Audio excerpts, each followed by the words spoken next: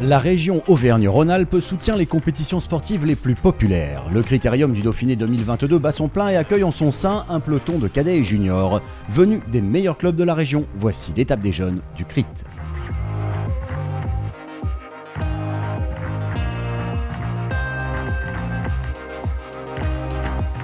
On est venu faire l'étape de Vaujany en tout cas. C'est une étape de montagne. Ça va bien grimper je crois, il y a des hors catégories. Et on va monter le col de la Croix de Fer. 60 km et environ 2000 mètres de dénivelé en parallèle de la 7e étape du Critérium du Dauphiné entre Saint-Chaffray et Vaujany. Un parcours alpin réservé aux meilleurs initiés, épaulé par un parrain de choix. Cette année, c'est David Moncoutier qui leur fait l'honneur de les accompagner.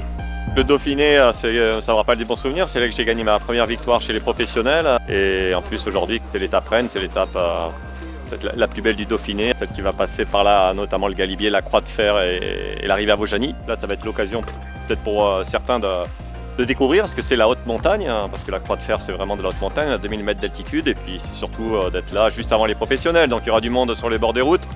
Si certains regardent à la télé le Tour de France, il y aura un petit peu cette ambiance. Et puis après, le bouquet final, c'est de regarder les pros juste après. Au programme, le col de la Croix de Fer, culminant à 2067 mètres. Un sommet de légende pour les fans de vélo de tous âges. Comme souvent sur les étapes de montagne, l'ambiance de bord de route est d'une incroyable chaleur, à l'image des conditions météo du jour. C'est un nouveau défi à relever, je l'avais déjà fait l'année dernière. C'est sûr de se dire qu'après les pros ils passent par là, qu'on va arriver, on va voir les pros, c'est sympa et puis ça donne un petit coup de pouce quoi.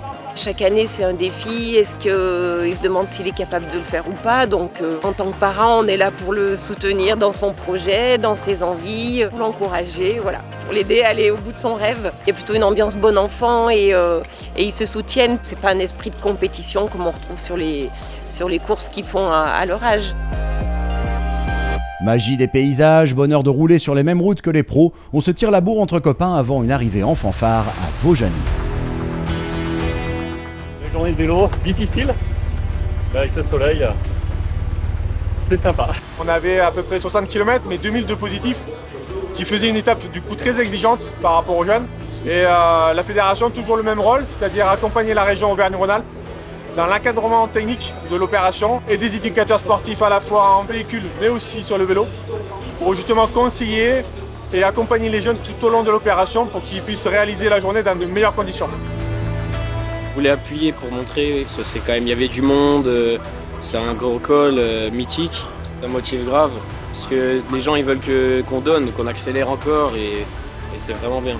C'était une bonne expérience, du premier au dernier, ils ont pu un peu voir l'effort en montagne, profiter de ces paysages, du public et maintenant aller voir les professionnels. Mais je pense que c'était une bonne expérience, dure pour certains, mais ils vont en garder des bons souvenirs.